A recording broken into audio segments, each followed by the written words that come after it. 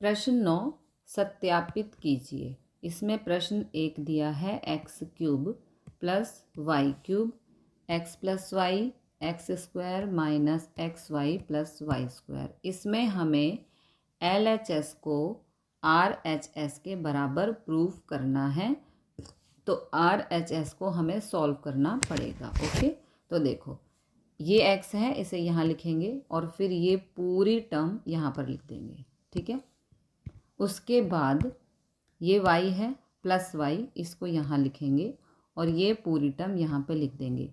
इसका मतलब ये है x से इस पूरी टर्म को हमें गुणा करना है, फिर y से इस पूरी टर्म को हमें गुणा करना है। ओके, तो इसलिए एक बार x के साथ ये पूरी टर्म, दूसरी बार y के साथ ये पूरी टर्म। अब गुणा करते हैं। इसमें सबसे पहले आपको ये पता होना चाहिए कि जब हम वेरिएबल्स की गुणा करते हैं तो उनकी घातें प्लस होती हैं। सबसे मेन चीज़ यहाँ पर यही है। ओके, तो देखो x को एक्स स्क्वायर से गुणा कर रहे हैं तो यहाँ पर घात 2 है, यहाँ पर घात 1 है, 2 और 1 3, एक्स क्यूब आ गया। फिर x को एक्स वाई से गुणा करना है, प्लस माइनस माइनस x की घात 1 x की घात 1 x की घात 2 हो गया और ये वाला y।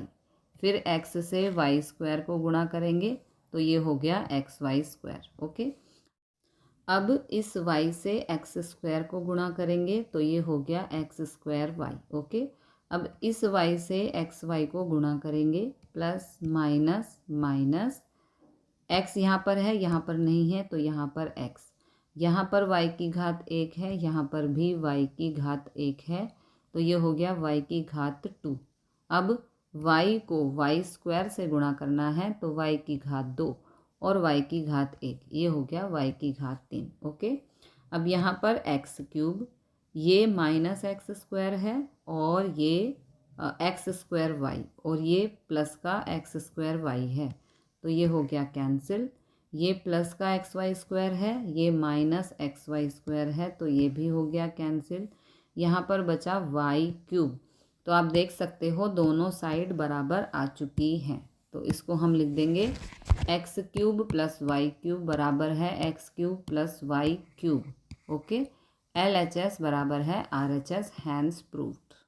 प्रश्न 2 में हमें दिया है x cube minus Y cube बराबर X minus Y x square plus X Y plus Y square. Okay, हमें LHS बराबर RHS प्रूव करना है, तो राइट हैंड साइड को हमें यहाँ पर सॉल्व करना पड़ेगा।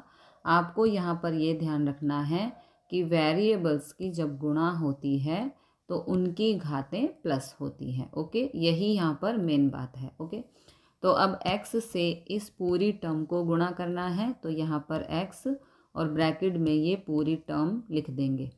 फिर माइनस वाई से इस पूरी टर्म को गुणा करना है तो यहाँ पर माइनस वाई और ये पूरी टर्म यहाँ पे लिख देंगे।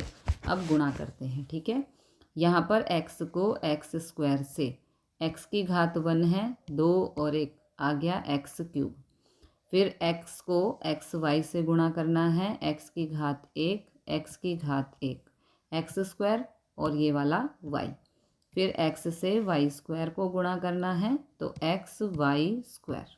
अब y से एक्स स्क्वायर को गुणा करना है तो minus plus minus x square Y.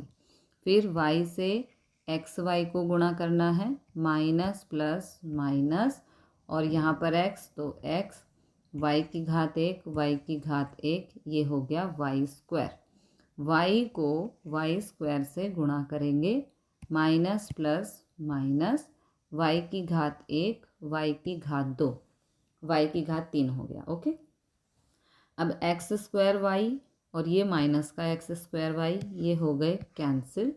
ये एक्स वाई स्क्वायर प्लस का, ये माइनस का एक्स वाई स्क्वायर ये हो गया कैंसिल। तो यहाँ पर बच गया x cube minus Y cube जो कि बराबर है LHS के। ओके, तो हैंस प्रूफ्ड।